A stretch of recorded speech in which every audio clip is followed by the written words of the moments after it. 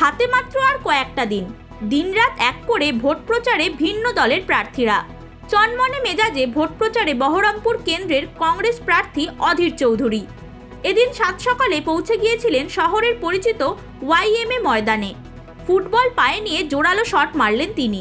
মাঠে সৌজন্য বিনিময় সেরে সেখান থেকে হেঁটে স্বর্ণময়ী বাজারে গিয়ে জনসংযোগ করেন। কেশপুরে জোর কদমে প্রচারে তৃণমূলের শিউলি সাহা। কেশপুর বিধানসভার 10 নম্বর অঞ্চলের কেশপুর বাজারে পদযাত্রা করেন তিনি।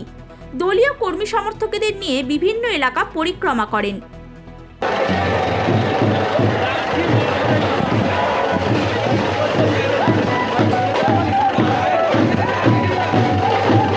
দমদম বিধানসভা কেন্দ্রে জোরদার প্রচারে বিজেপি প্রার্থী Arijit Bakshi.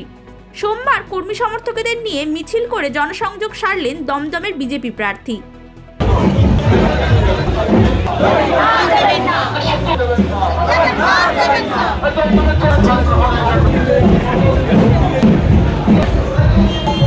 Bureau report, Hindustan news point.